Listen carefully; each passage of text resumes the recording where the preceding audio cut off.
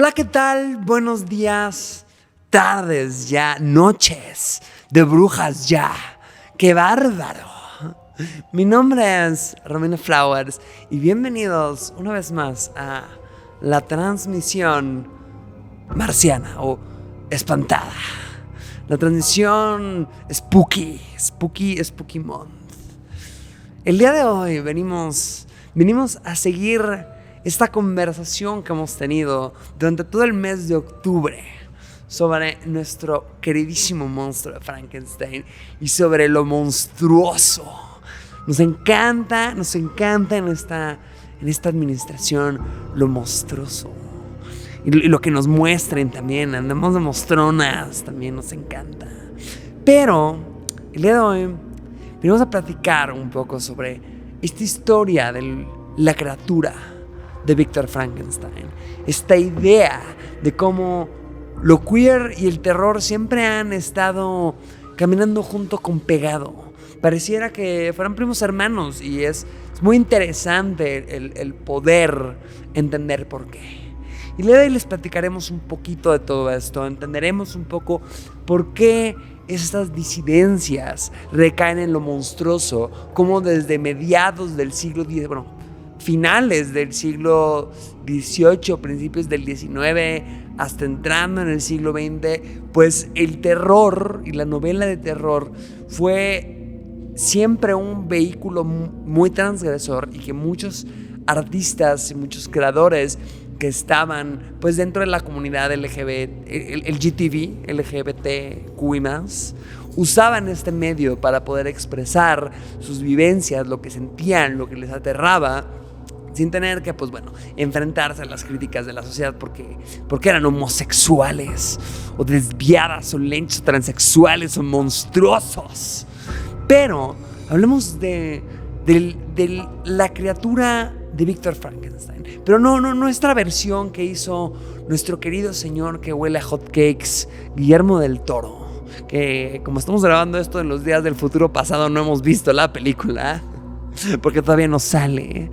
Pero hablemos de esta criatura en la obra de Mary Shelley. Pero primero que nada, permítanme explicarles, contarles un poco de quién era esta Mary Godwin Wollstonecraft. Mary, estaba bien pinche difíciles. Su segundo apellido es como nombre de Minecraft. Es Mary Godwin Wollstonecraft. ¿Qué tal? ¿Cómo se quedaron? Chuecas, muy Wollstonecraft. Suena como Minecraft, de verdad, verdaderamente.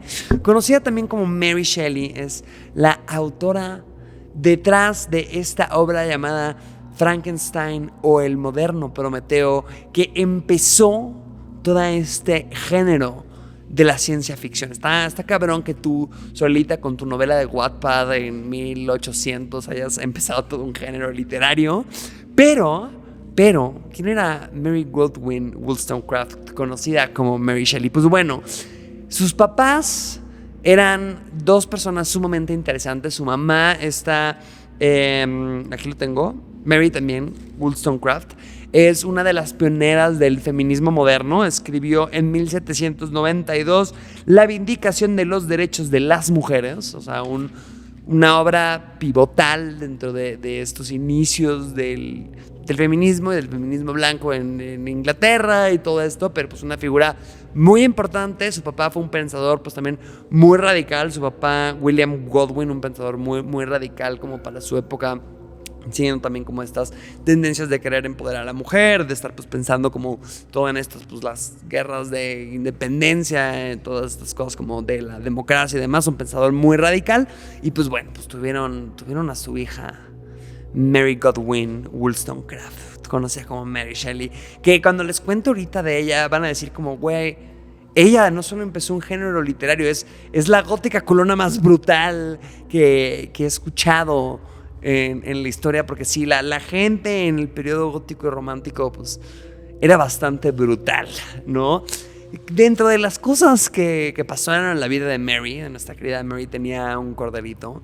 Pues sí, desgraciadamente su mamá no pudo tener como mucha interacción con ella porque pues falleció a los 10 días de que dio a luz. O sea, esta parte de los embarazos, los niños y demás, pues formarán parte pivotal de la vida de Mary Shelley.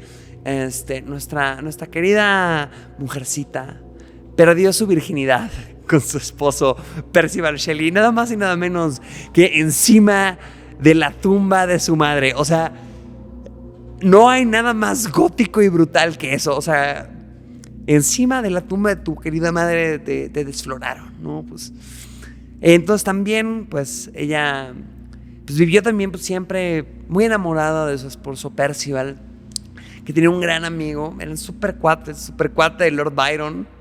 Eran súper cercanos, ¿no? Pues quién sabe a qué cosas también le entraba a nuestro querido Percival, pero pues a la Mary eso no le agüitaba, porque pues Mary también está documentado en sus diarios, así que han ido saliendo y checando distintos biógrafos, pues era bisexual. Incluso pues tantito después de la muerte de Percival, que falleció desgraciadamente en su velero, se ahogó. Lo cremaron y dentro de los restos el único que sobrevivió fue su corazón calcinado, y Mary Shelley lo guardó toda su vida en unos paños y en unas hojas de poemas, y los encontraron en su escritorio cuando falleció. O sea, de verdad, o sea, ella era la gótica culona máxima. Tantito después de que falleció Percival, pues tuvo ahí una aventura con otra mujer. Tuvieron así sus tijeretazos lésbicos. Justo también pues les platicaba, lo tenía en su diario. Aquí lo tengo apuntado yo en mi libreta gótica homosexual, que lo tengo por acá. Jonathan Green explicó, bueno, más adelante, no, esto no fue Jonathan Green lo explicó después, pero aquí está saliendo el humo lesbiano. En las cartas a su amigo Edward Trelawney en 1835, Shelley habla sobre la soledad que atravesó cuando perdió a Percival. Fue pues la verdad muy trágica su muerte. A Mary se le murieron 3 hijos, su esposo, y nada más sobrevivió un hijo. Entonces pues estaba un poco deprimida nuestra querida autora, y escribió pues dentro de estas cartas que estaba lista para dejar todo y seguir sus pasiones, y she was apt to get tootsie-mootsie for a woman. Quería meterse tusimusi con otra chiada. Y dirán, Romina, ¿qué es eso del tusimusi? Pues bueno, ahora sí, nuestro querido Jonathan Green, que es un lingüista importante de la lengua inglesa, pues explicó que tusimusi era un slang que venía desde 1862 para pues hablar de estas dates vaginales del siglo XVII, ¿no? Entonces, pues así que digamos, pues muy, muy correctita, pues no era nuestra querida Mary Shelley, ¿no? Pero, habiéndoles platicado de este ícono bisexual de las góticas colonas, hablemos de su obra, Frankenstein, el monstruo de Frankenstein, o el Prometeo moderno. Es muy interesante cómo nace esta obra, porque lo escribe como parte así como de un reto que le ponen así entre su marido, su amigocho, Lord Byron, o sea, su media hermana y alguien más que estaba por ahí, John Polidori. Estaban nuestros queridos pimpollos en los primeros años de sus 18 y 20 años. Estaban en la flor de la juventud en Ginebra, en la casa muy, muy sencillita, muy, muy, muy humilde de Lord Byron, junto al lago de Ginebra, porque pues no es suficiente con que se refieran a ti como Lord Byron. No, pues tienes que invitar a tus cuates a tu casa de Valle de Bravo, que bueno, que en ese entonces era Ginebra, y pues les llovió un chingo como en Valle de Bravo, güey. Y dijeron como, güey, no podemos salir. Entonces, ¿cómo se entretenían nuestros queridos góticos? Nuestros queridos góticos, como cualquier adolescente puberto que sale en verano y está con sus amigos, pues estaban hablando de historias de fantasmas. Estaban hablando de cosas así como bien spooky. Estaban hablando, justo aquí lo traigo para que no les vengan a contar. Estaban hablando sobre los experimentos de Erasmus Darwin. No confundir con Carlitos Darwin, que era el Nepo Baby de ese entonces. Erasmus Darwin, pues, fue un filósofo del siglo XVIII que clamaba haber logrado animar materia inerte, o sea, traer vida a organismos de personas muertas, ¿no? Estaban hablando de que si se podía o no, y se estaban espantando y contando historias de terror, y dijeron como, güey, ¿sabes qué? ¿Sabes qué tenemos que hacer? Como todos somos unos emos, edgys, góticos culones, incluso Lord Byron era una gótica culona, dijeron como, güey, vamos a escribir nuestras propias historias paranormales, ¿no? Entonces empezaron a decir como, sí, pues vamos a escribirlas. Y Mary Shelley en sueños tuvo una aparición que dice así. Ay, ya me desvié. Me puse nerviosa porque Iker me está tomando fotos y así. Ay. Decía Mary Shelley, narraba sus sueños como en Twin Peaks. Vi con los ojos cerrados, pero con una nitidez inimaginable, una imagen mental. Al pálido estudiante de las artes impías, de rodillas junto a el objeto que había creado. Vi al hombre horrible, fantasma de un hombre extendido, y que luego, obra de un motor poderoso, cobraba vida. Se ponía de pie con un movimiento tenso y poco natural. ¡Ay, qué miedo! ¡Qué María! ¡Me espantas! ¡Me espantas! Entonces escribió esta novela, empezando pues nada más, sencillita novela hablando pues, de esta criatura creada por el doctor Víctor Frankenstein.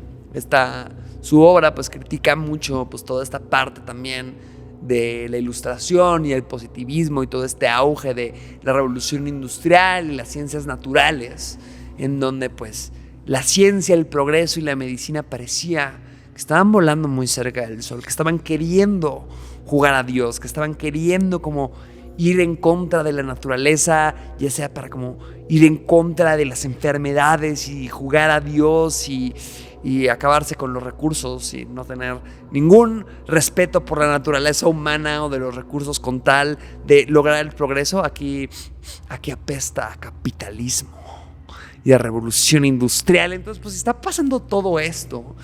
Pues es como esta crítica de cómo el progreso y la ciencia desmedida llevada hasta un extremo pues nos va a llevar a lo monstruoso y estos límites de lo inimaginable. También nos habla, hay otra postura que dicen que pues mucho de esta inspiración de la creación del monstruo de Frankenstein habla sobre estos traumas que tiene Mary Shelley sobre la propia maternidad y sobre tener que gestar una criatura que se formó en tu vientre y que pues que representaba siempre un peligro para las mujeres de esa época, pues su madre falleció dando la luz, que pues era un riesgo enorme perder al bebé, perdieron pues prácticamente 3 bebés, como todo esta parte como de la gestación tan riesgosa e incluso como esta parte de dar a luz a algo que eventualmente tendrá su propio libre albedrío y su propia conciencia, y qué tal que se sale de control, qué tal que se vuelve un monstruo, un asesino. Es este miedo de la paternidad, ¿no? Pero a mí me gusta más bien verlo con la tercera opción misteriosa, ¿no? Y es verla desde un enfoque, ya no se me está olvidando hablar, desde un enfoque queer, desde un enfoque joto, desde un enfoque de género y LGBT. ¿Por qué? Y van a decir, Romina, no todo se trata de ti. ¿Saben qué? Este es mi podcast y yo hablo de lo que quiera, pero pensémoslo así, pensemos en esta creación de esta cosa que va en contra de la naturaleza, que es la epítome de la ciencia y la medicina, en donde un cuerpo se transforma para ser algo más, y que a pesar de que este cuerpo que se presenta monstruoso ante la sociedad y quiere ser bueno y quiere tener valores y quiere aprender, es rechazado por la propia sociedad porque no les parece cómo se ve. Es rechazado por todas las personas, está en busca de encontrar otro par monstruoso que lo pueda acompañar en este mundo. Es este enojo contra la normalidad. ¿A qué les suena? ¿A qué les suena todo esto? no me suena nada a esta cacería de brujas de las disidencias que hemos estado viendo recientemente, ¿no? Entonces, aquí es donde todo esto se pone como de manera muy interesante sobre cómo es esta narrativa de lo monstruoso. Pero entonces, acompáñenme el día de hoy en este recorrido para que entendamos más bien de dónde vienen estas criaturas monstruosas que parecen que están queriendo afectar contra lo que consideramos normal, que nos está llevando a los límites de lo que consideramos natural, y siempre va a tener que haber algo que nos va a tener que morder el culo por estar volando tan cerca del sol. Así que vayamos a ver.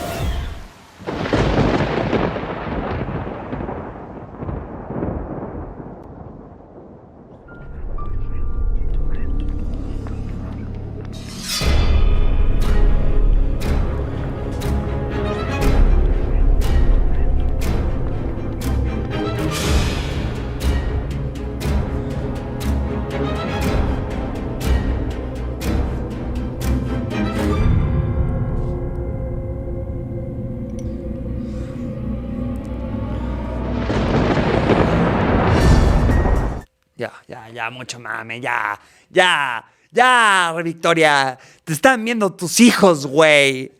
Hemos mencionado este hecho de que el horror siempre ha sido un gran vehículo para narrar historias de disidencias, para narrar las historias de estas personas vulneradas por los estándares y la hegemonía de la sociedad.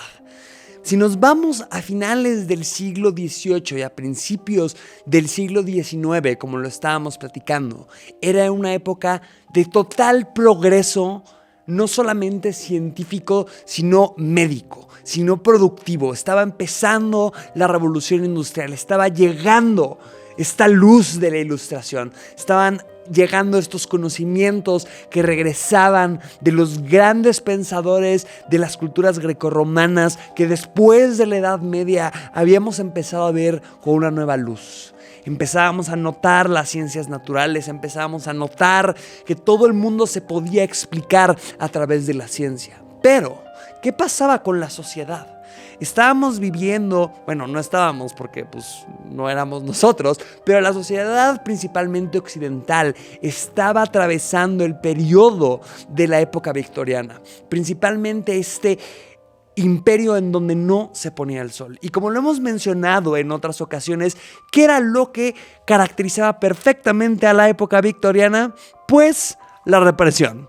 Y la represión en cuanto a esta parte de lo social, en cuanto a esta parte de que se tenían que seguir maneras y roles de género sumamente rígidos, en donde toda parte sentimental y toda parte que pudiera denotar algún tipo de sentimiento, de pasión, de deseo, se tenía que quedar en el dormitorio y se tenía que quedar en casa.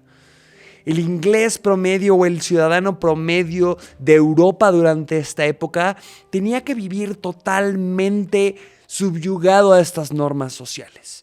¿Y qué es lo que vamos viendo cuando empiezan a fluir también estas artes, a fluir todas estas historias de monstruosidades, de el romanticismo, de criaturas que a pesar de ser grotescas tienen sentimientos humanos, que tienen deseos, que tienen ganas de pertenecer a la sociedad?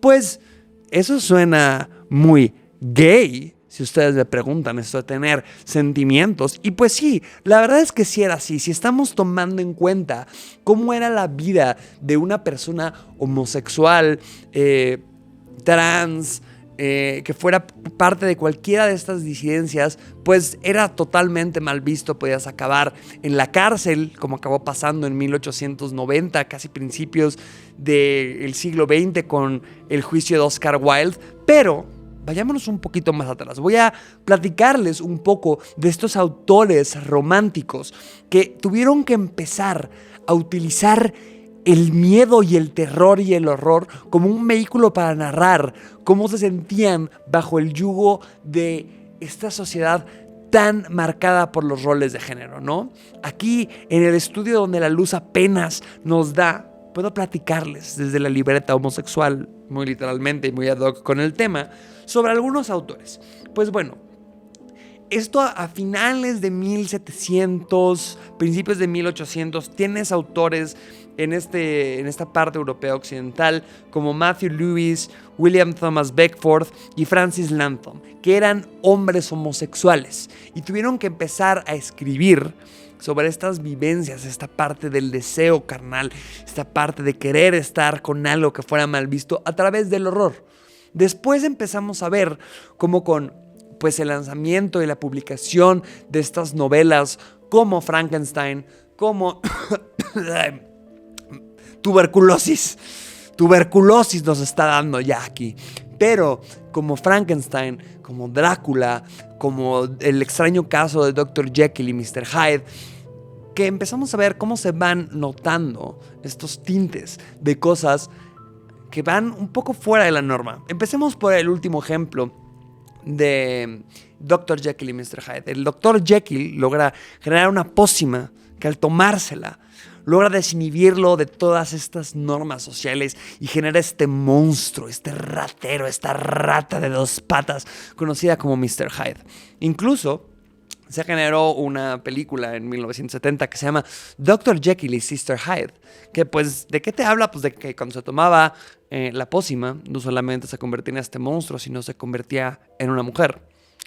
¿A qué suena esto de que cuando queremos desinhibirnos de todas estas expectativas que tiene la sociedad sobre nosotros, termina siendo del sexo opuesto? Pues LGBT, el GTV, compadres, el GTV.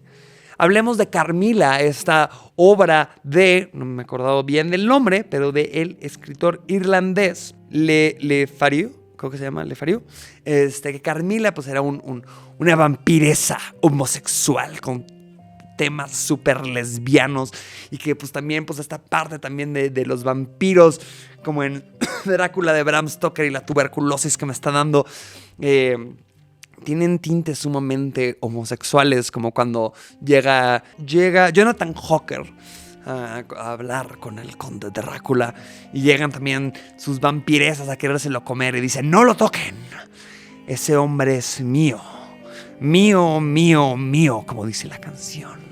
Entonces dices como, compadre, alguien que se quiere acercar a tu cuello para darte esa mordida e intercambiar fluidos para convertirte en esta bestia vampiresca. Pues suena también como mucho a las ansiedades que pues iba sufriendo el autor Bram Stoker cuando pues a su gran compadre y amigo Oscar Wilde lo estaban juzgando por ser homosexual. Esta ansiedad de un hombre homosexual en el closet, pensando que no puede salir a la luz del día y no puede presentarse ante la sociedad porque se va a combustionar y va a desaparecer, y que tienen una manera de alimentarse sumamente sensual y sexual y una plática sumamente libidinosa. Y hablemos de Oscar Wilde también. El retrato de Dorian Gray también tiene personajes abiertamente muy homosexuales, que entonces hacían que las personas sintieran cosas de mujer, sintieran cosas en sus entrepartes. Pero entonces pues empezamos a ver cómo se empieza a volver esto un vehículo para hablar de estas cosas que salen de la norma. Y entonces es cuando tenemos que ponernos a pensar de qué es el monstruo. ¿A qué nos referimos cuando nos referimos que algo es monstruoso? Pues bueno, desde tiempos de la antigüedad, lo monstruoso y los monstruos han sido estas criaturas sobrenaturales que van en contra de la creación, que van en contra de la naturaleza, que van en contra de lo que tienen que ser las cosas, de cómo se tiene que ir moviendo y se tienen que ir dando las cosas, ¿no? Incluso si nos vamos a la definición de diccionario de qué significa monstruo, pues encontramos que según la RAE, entre los varios puntos que tiene para definir qué es un monstruo, vemos que es una producción contra el orden regular de la naturaleza. Es un ser fantástico que causa espanto, una cosa excesivamente grande o extraordinaria, o una persona o cosa extraordinariamente fea. Estamos hablando de todas estas cosas que van contra natura. Son estos monstruos de estas personas que se encararon al poder, como pues la Gorgona en la Odisea y en estos cuentos épicos de Grecia, en donde al enfrentarse a los dioses son castigados y pues la Gorgona se acaba volviendo este monstruo que convierte a la gente en piedra cuando la voltean a ver. Tenemos el primer también, la primera aparición del hombre lobo, que es también un rey que quiere retar a los dioses y Júpiter lo acaba castigando en convertirse en este ser que no es ni lobo ni es humano, pero tiene sed de sangre y de destrucción. Entonces es siempre esta cosa de ir en contra del poder, ¿no? Y vamos a citar a uno de nuestros pensadores favoritos en esta hacha administración, uno de los pocos pelones que son buenos junto con Yanis Varoufakis, Michel tu tío Foucault. Foucault, en uno de sus cursos en 1975 que dio en el École de France, se llamaba Los Anormales. Servía como una continuación a toda esta parte de la historia de la locura, de el poder psiquiátrico, en donde hablaba de estas figuras anormales, de estas figuras monstruosas, ¿no? En donde los sistemas de poder, a través de las instituciones psiquiátricas, que iban dictando cuál era la norma, qué era lo que se tenía que hacer y cuáles eran las reglas de la sociedad que teníamos que seguir al pie de la letra. Podían ser no solamente castigadas judicialmente, sino castigadas médicamente, ¿no? Si encontrábamos cualquier tipo de desviación, era: esta persona es un loco cualquiera y hay que institucionalizarlo. Mandarlo al loquero, mandarlo a estos hospicios donde tengan que ser tratados, porque los locos y los desviados y los anormales tristemente en la sociedad no tienen lugar, ¿no? Entonces Foucault empieza a criticar mucho esta parte de las acciones que va tomando el poder, ¿no? Y dentro de esta parte de los anormales, Foucault divide esta parte de los anormales en principalmente 3 ejes, ¿no? Uno es el monstruo humano. El otro es el ser incorregible y que merece ser corregido. Y el otro es el onanista o el niño masturbador, porque pues tenemos que tomar en cuenta que pues en estas épocas de la época victoriana, toda esta parte del pudor y de los niños, de que la masturbación y te van a salir pelos en la mano, pues era pues muy mal visto, ¿no? Principalmente ahorita nos vamos a enfocar en los 2 primeros puntos que va hablando Foucault sobre estos anormales, ¿no? Esta parte del monstruo humano, Foucault se refiere a que son todas estas personas que van en contra de lo natural y de la ley. Son estas cosas que no existen en los binarismos, ¿no? Pensemos en estos casos como documentados como pues los hermafroditas en ese entonces, que es como, a ver. Hay pilines y hay vaginas. Pene o vagina, hombre o mujer. ¿Cómo que vas a tener los dos? No tenemos que encontrarlo en una binariedad. O sea, ¿cómo que puede ser los dos? No, eso suena como mito griego. No, los siameses, no, es una persona, son 2. Si nacen y uno de los siameses mata a una persona, entonces los 2 son culpables, uno es culpable. O sea, estas partes que transgreden la parte de la naturalidad que es dictada por la ley y por las normas, es considerado este monstruo, porque no lo podemos encajar en ninguna categoría de lo que es considerado lo natural. Y fuera del monstruo humano, tenemos también el ser a corregir, que pues tal vez no tiene una deformidad o una monstruosidad que sea contra natura, pero tiene esta maldad que va en contra también del sistema, de las leyes y de pues, todo lo que el gobierno y el poder quiere, y tiene que ser corregido. ¿Y cómo los corregimos? Pues con la medicina moderna, con las lobotomías, con los loqueros. ¿Por qué?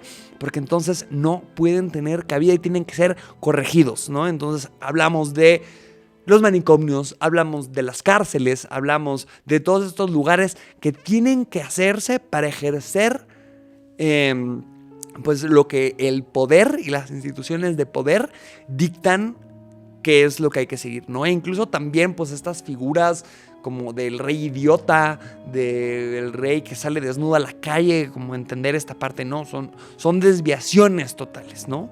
Pero sin ponernos ya tan técnicos, entremos más a esta parte de la monstruosidad.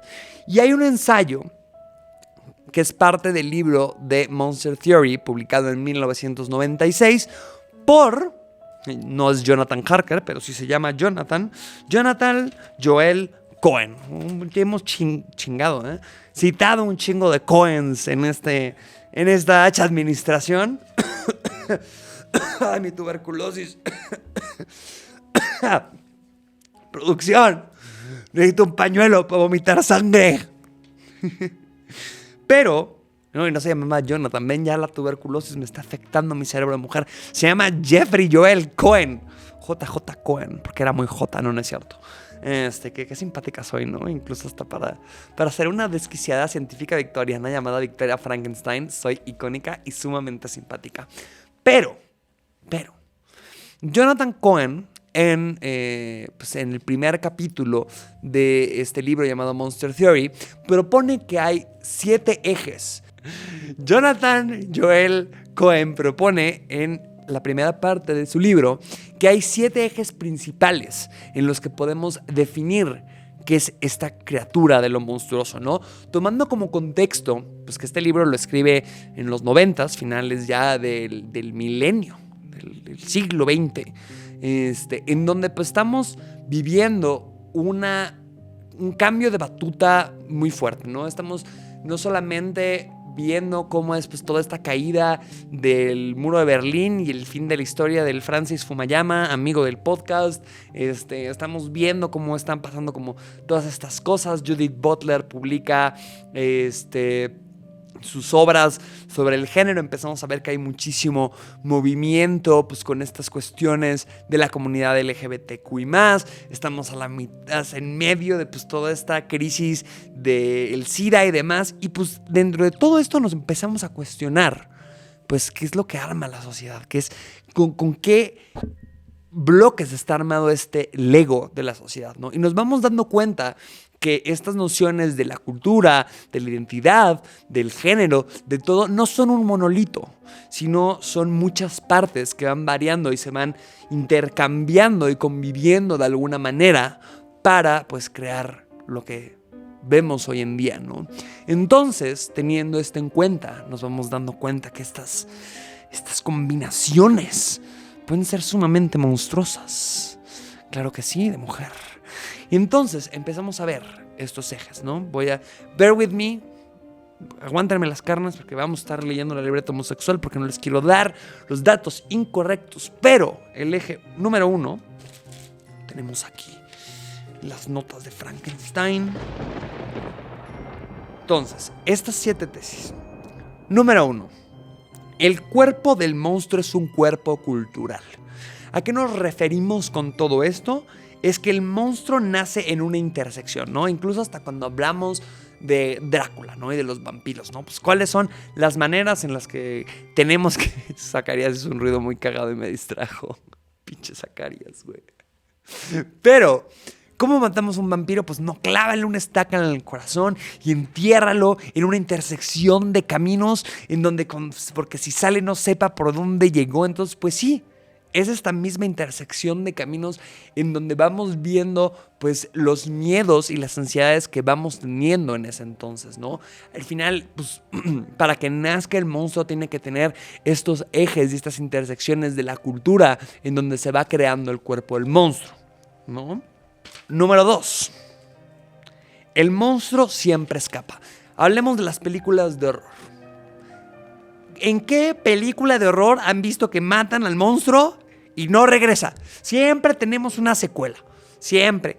El Frankenstein, la novia de Frankenstein, el hijo de Frankenstein, Chucky 2, la novia de Chucky, el hijo de Chucky, Alien Resurrection, Alien Prometheus. Güey, ¿por qué siempre regresa el monstruo? ¿Por qué no podemos terminar con el monstruo? Y pues es por esta parte de que el monstruo es la epítome y es la aglomeración de todos estos miedos y ansiedades que tenemos en nuestras partes más primitivas como ser humano.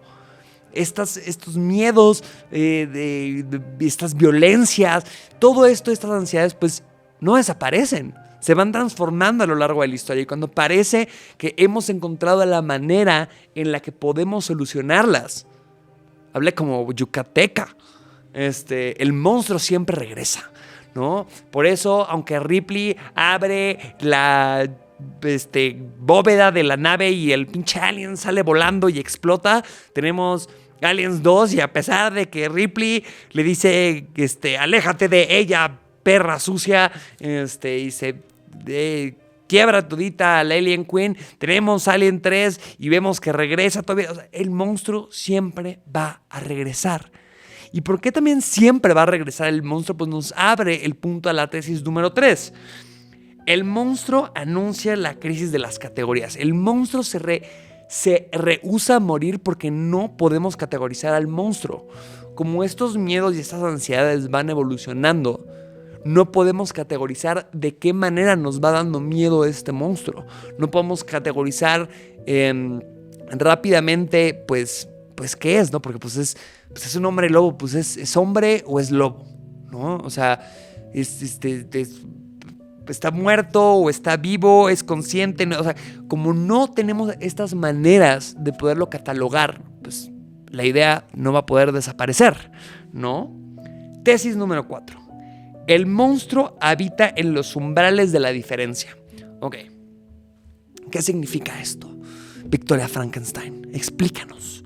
Pues bueno, si estamos hablando que el cuerpo del monstruo es un cuerpo cultural que viene de las intersecciones, pues es esta idea de lo que está afuera, ¿no? Si ustedes toman también el ejemplo de en todas las películas, ¿no? En todos los campamentos a los que usted, querido podescucha, fue y vio que estaba en una fogata, están contando historias de miedo, hay de dos sopas. O el monstruo está allá afuera y yo como chamán del pueblo te digo, el monstruo al que hay que ir a destruir está del otro lado y es ese otro y es esa otra cosa que me da miedo porque no la entiendo, o el monstruo está dentro de mí. Pero en este caso, como estamos hablando de la diferencia y de lo desconocido, es este monstruo que se encuentra pues fuera, ¿no? En estos umbrales de la diferencia, ¿no? Entonces, pues nos va mostrando cómo son estas diferencias étnicas y culturales que vamos viendo desde tiempos súper ancestrales, ¿no?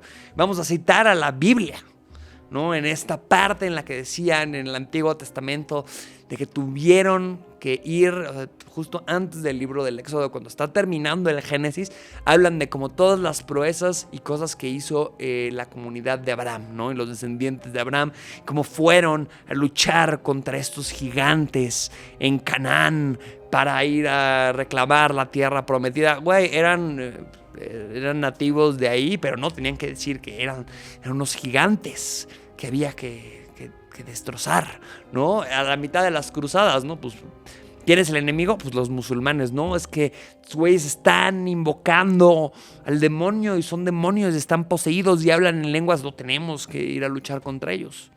En épocas ya luego más recientes con todo este imperialismo, pues decían que en África pues las personas eran de tez más negra porque estaban más cerca de los fuegos del infierno y por eso se había vuelto su piel más... No, güey, no pasó, pero como este miedo intersecta en lo desconocido y en lo que no tenemos, tenemos que decir, no, en Irak tienen armas de destrucción masiva y en Venezuela también, tenemos que sí, porque es lo desconocido.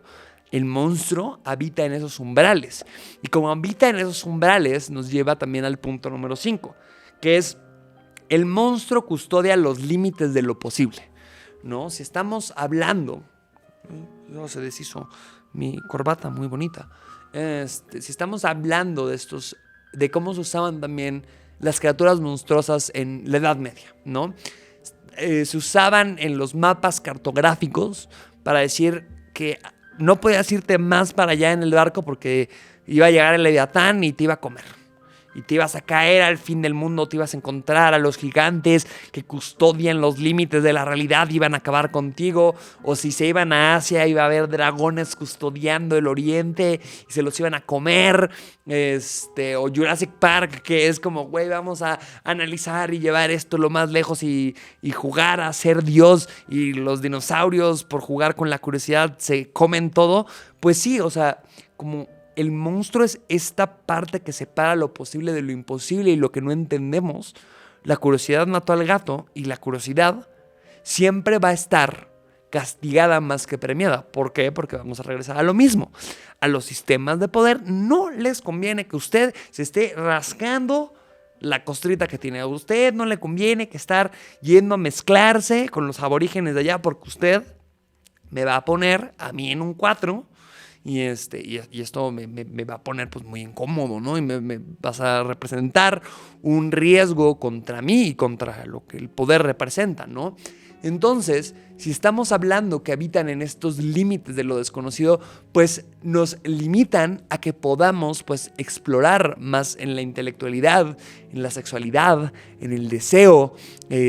Nos van a estar limitando totalmente, porque si cruzamos ese umbral de lo desconocido, va a estar eso, porque el monstruo siempre va a ser ese sistema de alerta, de no te salgas de la línea. Pero si te sales de la línea, te va a salir el tiro por la culata y vas a terminar maldito, calcinado, comido por el Leviatán. Pero que nos abre también el punto número 6, que es: el miedo al monstruo es una forma de deseo. Como está tan prohibida esta parte de llegar a los límites de lo desconocido, de encontrar pues umbral que separa del bien y el mal, se siente como un guacala, qué rico, ¿no? Porque siempre también vemos en las películas de horror que la morra hegemónica preciosa acaba dejando a Adrien Brody para irse con el King Kong. Porque estamos viendo que la enfermera se acaba enamorando del hombre pescado de la forma del agua, porque la bella se va con la bestia. Pues es esta parte en la que vamos a estar anhelando, deseando esa parte monstruosa. ¿Por qué? Porque es la misma definición la misma razón por la que nos gusta el horror. Porque nos gusta estar en contacto con esa parte de lo prohibido, con esa parte que nos hace sentir estas emociones de violencia, de miedo, de pánico, de euforia que sentimos con el miedo. ¿Por qué? Porque van a durar nada más un momento y después vamos a regresar al mundo de la luz y al mundo de la realidad. Por eso nos llama la atención y por eso también no quieren que empaticemos con el monstruo. Porque si tú empatizas con el monstruo, te vuelves monstruoso también. Es como lo vimos en Shrek, que Fiona se acabó volviendo un ogro por jugar con estos límites de lo desconocido. Y el punto número 7 es que el monstruo está en este umbral de lo que podemos llegar a ser. Si seguimos también toda esta parte y esta narrativa, el monstruo al final del día refleja lo que más miedo nos da de nosotros. Esta parte del miedo a la muerte, esta parte de querer crear la vida y que se salga de control, esta parte de la vida. Son todos estos miedos tan humanos, pasados y creados y toman forma de cosas humanas. ¿Por qué? Porque al final del día el monstruo no es el que está allá afuera. El monstruo es el que está dentro. Por eso los vemos y por eso empatizamos con los monstruos. Porque reflejan estas partes tan humanas, tan naturales, que no pueden existir porque van en contra de los sistemas de poder. ¿Y qué es lo que le acabó pasando a Víctor Frankenstein? Al querer transgredir estos límites de lo natural. Al querer jugar con estas partes de estos límites que no podían ser explicados por la ciencia. Porque la ciencia y también estas madres son mecanismos de poder. Pero, ¿qué pasa cuando uno vuela tan cerca del sol y se encuentra con este umbral de lo desconocido?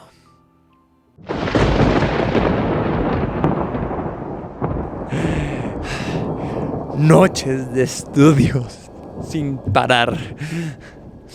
Tanta investigación finalmente está llegando a su fin.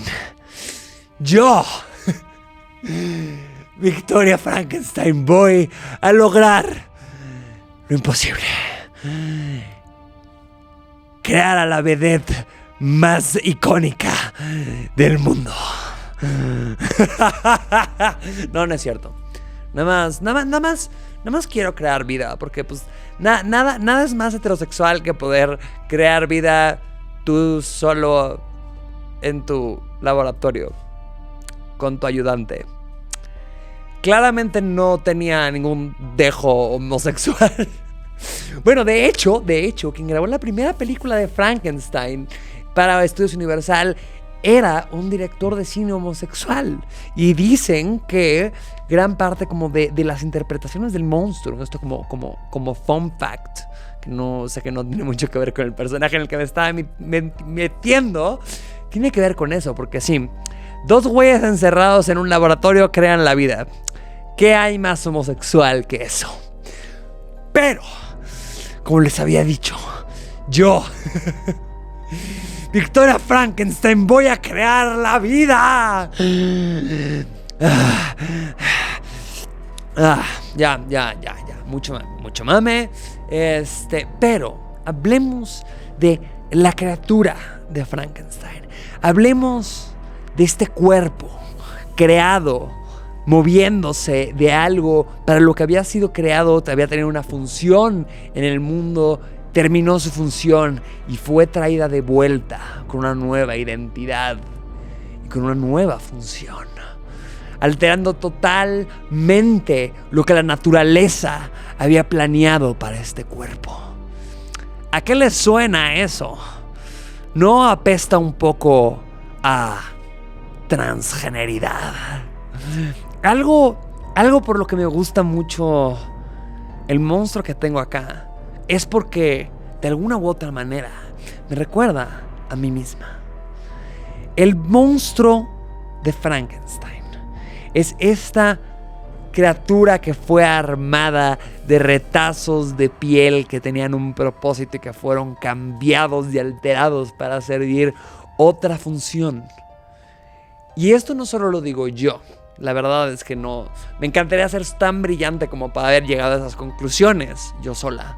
Pero parte de este discurso lo maneja Susan Stryker con su ensayo Mis palabras o mi carta al doctor Brinco, ya me está pudriendo la neurona con el tralero tralala. Víctor Frankenstein desde las montañas de Chamonix, o no sé cómo se escriba. Pero Susan Stryker, una gran activista, historiadora y socióloga sobre estos estudios de género y sobre esta historia trans, habla de que el cuerpo transexual es muy similar al cuerpo de Frankenstein. Al cuerpo de la criatura de Frankenstein, porque Frankenstein soy yo, la doctora. Bueno, y también es similar porque yo también soy trans.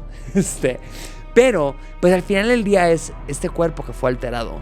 Este cuerpo que a través de la ciencia y la medicina pudo romper los límites de para lo que había sido hecho, para el rol que servía en la sociedad, ¿no? Y aquí es donde también entra mucho la figura de los médicos y los científicos. Porque al final del día, los médicos no son hermanitas de la caridad, tienen unos egos enormes, sino platiquen con cualquier amigo suyo que es médico y díganme si no tiene un ego del tamaño del hemiciclo a Juárez o la cabeza de Juárez no sé dónde está. Pero hablando de todo esto, pues es esta parte de querer ir en contra de la naturaleza de alguna u otra manera, de poder demostrar que el hombre, la ciencia y el progreso pueden más que el destino manifiesto de la naturaleza en sí misma. Esta parte de poder retar para lo que fueron hechas las cosas y poderlas modificar para poder ellos de alguna manera jugar a ser Dios es muy similar a lo que está haciendo Víctor Frankenstein. En este afán de poder avanzar y de poder ir más allá de las ciencias naturales para poderlas mezclar con este misticismo y poder crear algo nuevo. Esa parte me parece sumamente interesante y brutal de la experiencia trans. ¿Por qué? Porque nada más a través de esta identidad y de esta vivencia podemos experimentar lo que significa estar en los dos lados. El poder tener esta oportunidad de vivir una metamorfosis en tiempo real para que algo que había sido creado con un propósito, o con un propósito que había asignado la misma sociedad, pueda surgir un nuevo propósito. Pero, ¿cuál es el problema de todo esto? El gran problema es la incomprensión que puede representar el poder romper estas normas. Pero ¿saben qué? A mí no me importa. Porque yo voy a crear la vida. Porque yo voy a traer este cuerpo de vuelta para que pueda servir su propósito. Yo te pido que vivas. Tira la palanca. Que caigan más truenos. ¡Vive! ¡Vive!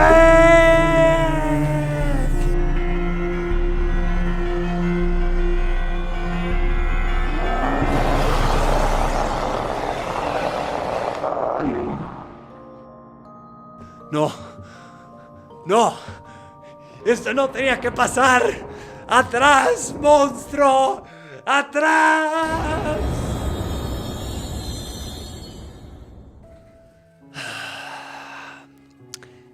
Yo soy el monstruo que os habla.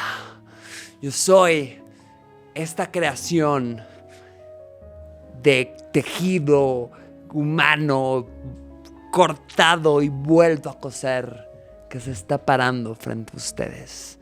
Yo soy esta criatura de la cual ni siquiera me han dado un nombre y ni siquiera a lo largo de toda la pinche franquicia me han podido dar un nombre más que la criatura o la esposa de la criatura. No, hombre, pues para hablar de temas progresistas nos quedamos bastante atrás en el progresismo, doctor? Ni que fuera la doctora Claudia. No es cierto. No es cierto. Aquí no apoyamos en ningún partido político. Porque además soy un monstruo y los monstruos no tienen derechos, desgraciadamente. Eso fue un chiste muy oscuro. Pero oscuro tenés mi corazón de monstruo.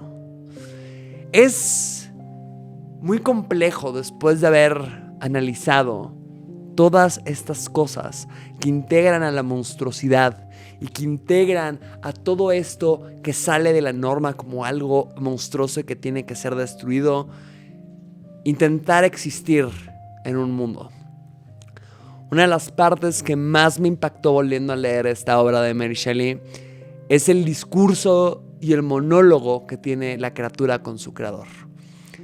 Además de que me pegó en lugares muy sensibles de tener este discurso con tu creador sobre que para lo que te crearon quieres hacer algo totalmente distinto. Es muy triste ver la soledad que vive esta criatura. Que vive la criatura creada por Víctor Frankenstein, que pues, más que nada fue un capricho por querer laterar la vida. Pero la criatura de Frankenstein es una criatura sumamente incomprendida. Es muy impresionante cómo la retratan en el libro, en cómo es alguien bondadoso, es alguien bueno por naturaleza, es alguien que desde que nació, que volvió a la vida, ha intentado ayudar a las personas, sentía compasión por sus vecinos, buscaba ayudarlos cortando leña, quería acercarse, aprendió viendo de ellos y aprendió a pues envidiar y querer esta belleza y este contacto humano. Nada más lo podía ver de lejos porque sabía que su aspecto era tan grotesco y tan diferente que nunca lo iban a poder aceptar. El monstruo, a pesar de salvar a una niña, de poder proveer a sus vecinos con comida, con sustento para sobrevivir el invierno y con verlos con tanta ternura, el monstruo es totalmente rechazado y perseguido. ¿Por qué? Porque a pesar de que es una criatura bondadosa, buena y con buenas intenciones, esta persecución contra lo que consideramos antinatural y contra lo que consideramos que no va contra esta norma, puede más que toda esta bondad. El monstruo se ve condenado a rondar por toda la eternidad solo y lo único que hace es maldecir a su creador para decirle como: necesito que crees a alguien que pueda soportarme, que pueda querer estar conmigo. ¿Por qué? Porque solamente desea esa compañía. Ni siquiera el decir como vamos a reproducirnos y crear una serie de monstruos que dominen la tierra. No, eso no pasó. Quiere compañía. Quiere una pareja con la que pueda pasar el resto de sus vidas, porque nunca nadie va a poder recibirlo por ser la criatura grotesca que es. Incluso en la película de La esposa de Frankenstein, cuando Frankenstein crea a la mujer de la criatura se sorprende y grita de horror al ver lo que sería su marido por toda la eternidad. E incluso dice, hasta creando algo que podía funcionar conmigo, esto me rechaza.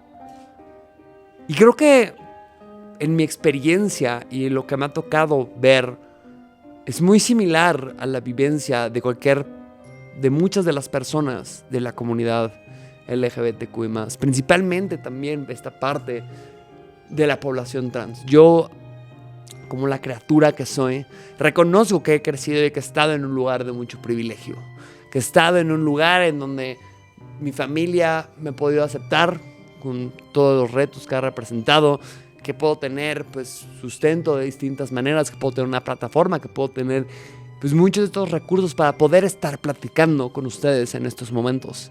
Sin embargo, hay esta opresión. Y sin embargo, yo, a pesar también de todo este privilegio, no me puedo imaginar lo que pueden sentir estas otras personas de mi población y de mi comunidad, que están pasando absolutamente por lo mismo. Que están siendo totalmente negadas, despojadas de su identidad, de su casa, de sus vivencias, de cualquier cosa, porque van en contra de lo que debería de considerarse natural. Porque se debe de considerar un monstruo de los monstruos, hay que perseguirlos y hay que erradicarlos a toda costa. Hay dos momentos muy interesantes que me encontré justo haciendo esta investigación. Uno es este ensayo también de Susan Stryker que habíamos mencionado hace unos momentos, que habla también de esta rabia transgénero, de esta rabia de las disidencias, en que a pesar de que queramos pertenecer y formar parte de una sociedad, es una sociedad que nos rechaza, que quiere ver cómo nos puede mandar abajo del tapete, que quiere nada más que no aparezcamos porque no somos naturales, y lo que no es natural tiene que tratarse, corregirse y encerrarse en un lugar porque no puede convivir con lo normal. Entonces, pues es justificable toda esta rabia. ¿Cómo no sentir rabia en un mundo que se la vive rechazando totalmente y no te deja existir por el simple hecho de existir? Que no te deja seguir tu camino porque no vas en el camino que todo el mundo está siguiendo. Hay otro muy buen ensayo, frase con la que empecé esta parte, se llama "Yo soy el monstruo que os habla".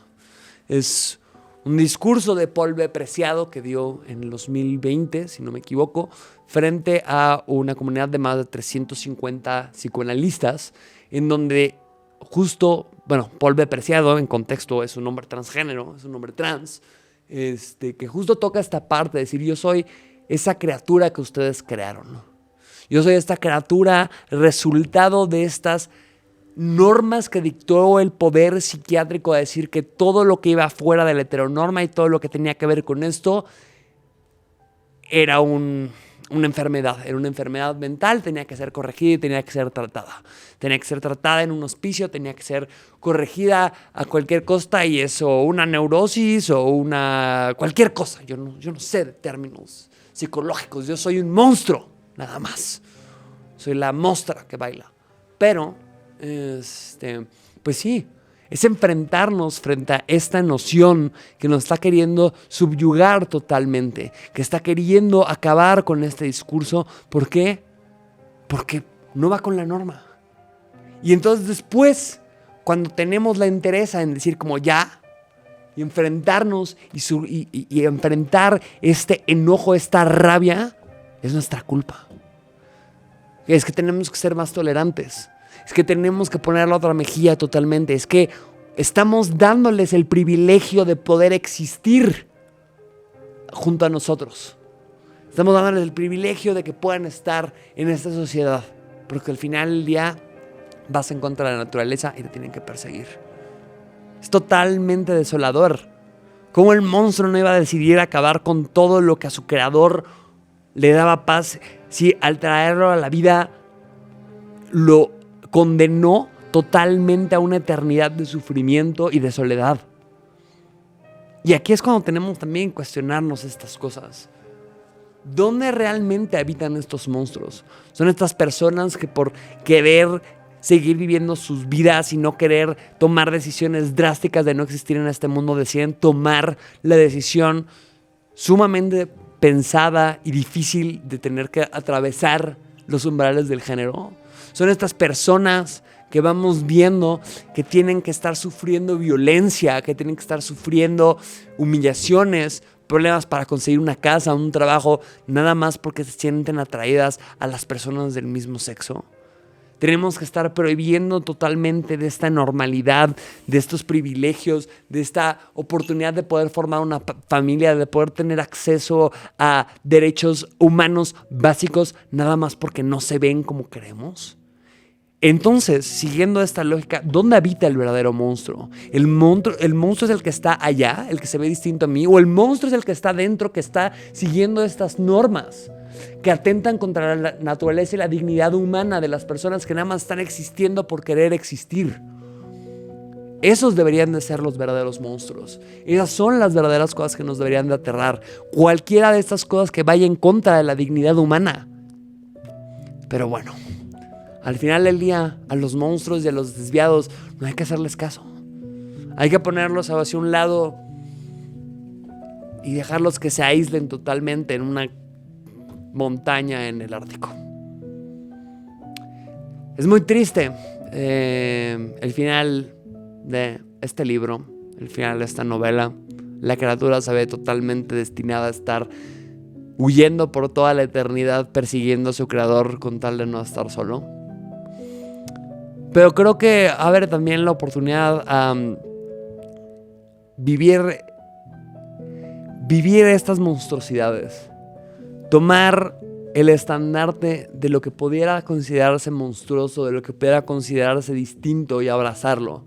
De enamorarnos de esa monstruosidad, como muchas de las personas y protagonistas que hemos visto que se enamoran de la criatura. ¿Por qué? Porque la criatura la mayoría de las veces nada más quiere sentirse perteneciente, quiere sentirse parte, quiere sentir este calor, quiere sentir este amor, quiere sentir esta comunidad. Una vez más, yo soy Romina Flowers. Esta es la transmisión marciana y muchas gracias por acompañarnos el día de hoy. Esto es una producción grabada, producida y ejecutada en Estudios Mala Fama, en Calzada de Tlalpan 393. Échenles un grito o griten de terror cuando se acerquen. Muchas gracias por acompañarme. No olviden darle like y suscribirse. Y nos vemos en la próxima transmisión.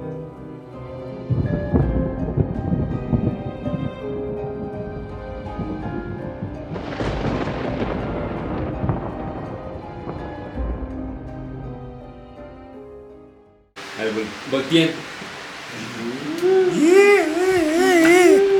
Como Mr. Bean. Ay, qué tonta.